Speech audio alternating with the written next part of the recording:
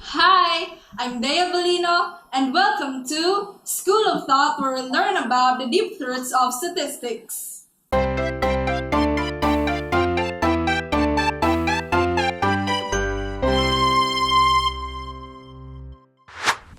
There is something to be said for flexibility.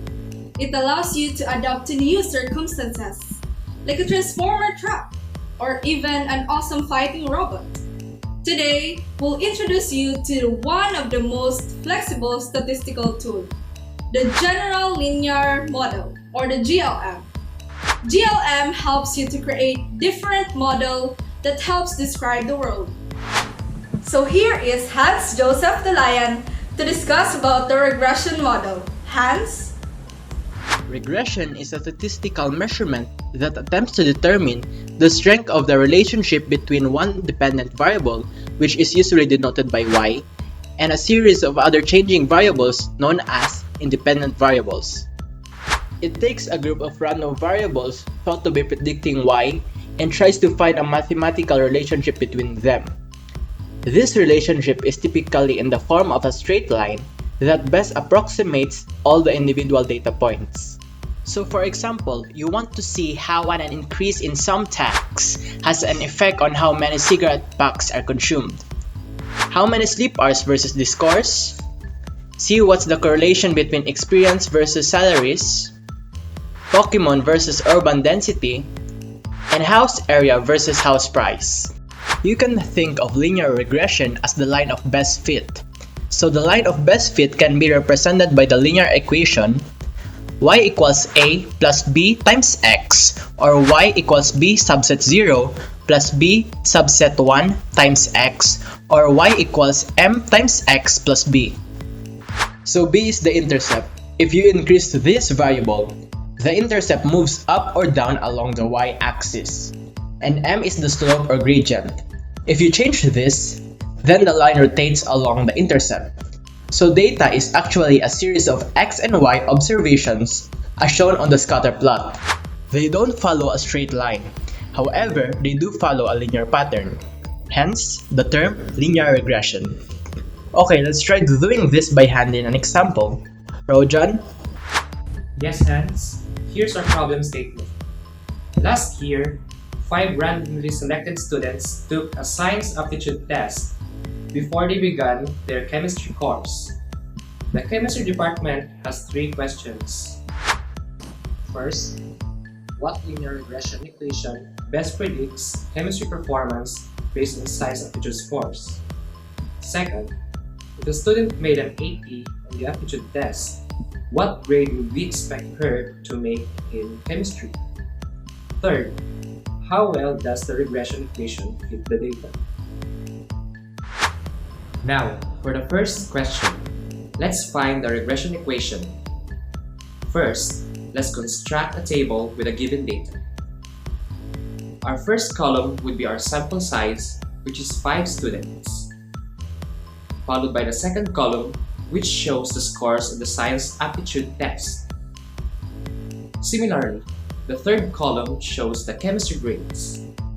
Next, we compute for the sum of the second column as well as the third column. Then, we compute for the respective means.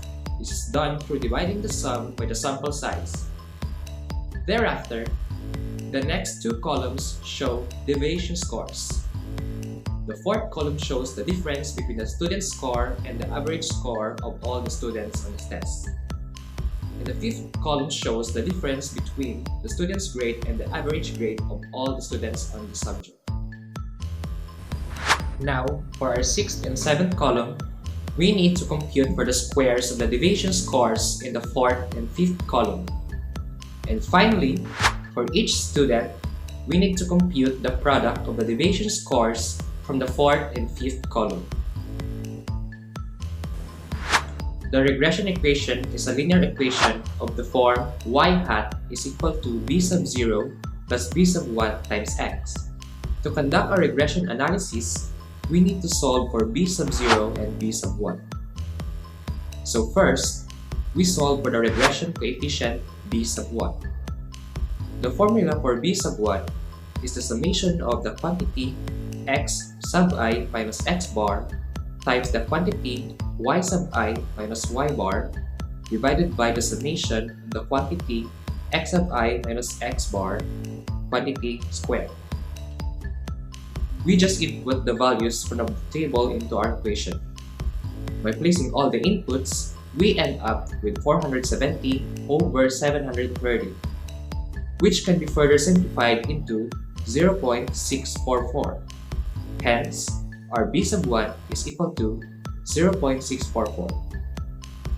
Now that we know the value of the regression coefficient b sub 1, we can now solve for the regression slope b sub 0.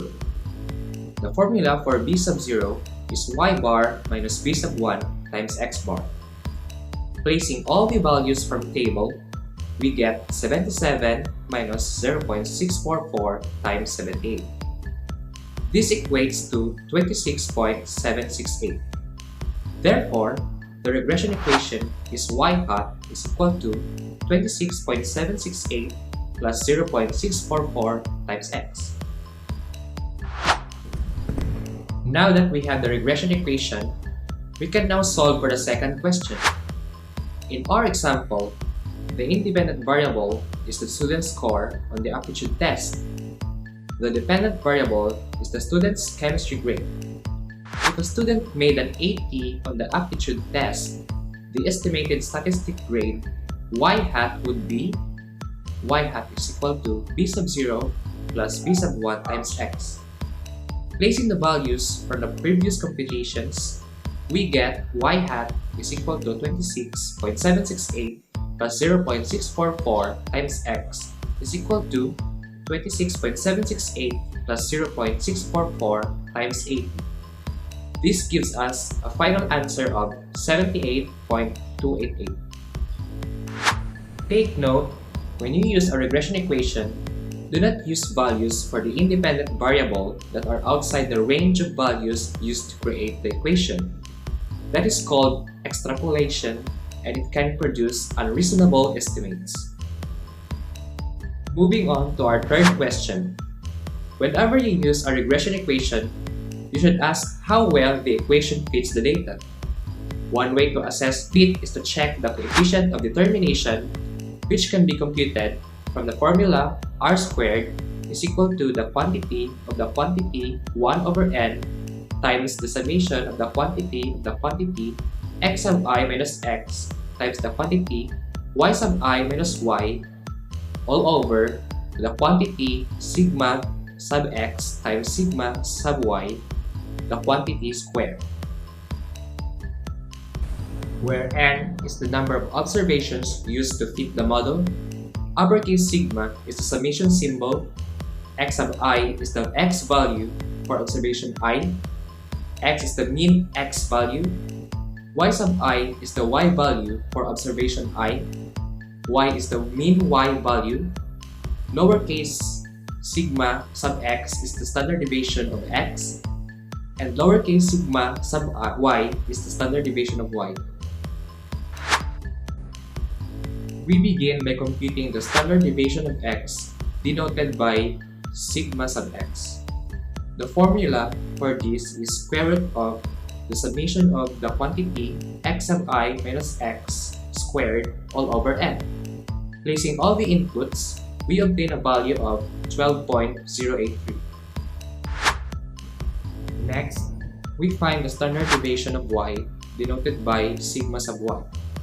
The formula for this is square root of the summation of the quantity y sub I minus y squared all over n. Placing all the inputs, we obtain a value of 11.225. And finally, we compute the coefficient of determination denoted by r squared.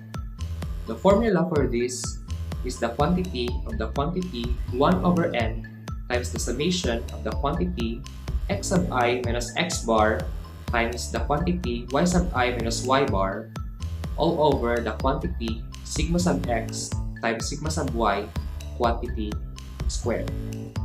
Placing all the inputs gives us a value of 0.48. A coefficient of determination equal to 0.48 indicates that about 48% of the variation in chemistry grades can be explained by the relationship to science aptitude scores. This would be considered a good fit to the data, in the sense that it would be substantially improve an educator's ability to predict students' performance in chemistry class. In summary, regression is a statistical measurement that attempts to determine the strength of the relationship between one dependent variable and a series of other changing variables. These are what we learned today: an introduction to the General Linear Model, or GLM, the basics of linear regression analysis, how to solve for the regression equation, how to predict the dependent variable given an independent variable, and how to solve for the coefficient of determination. This is School of Thoughts, where we can learn the deep truths about statistics. Don't forget to like this video and hit subscribe for more deep truths about statistics. See you next time!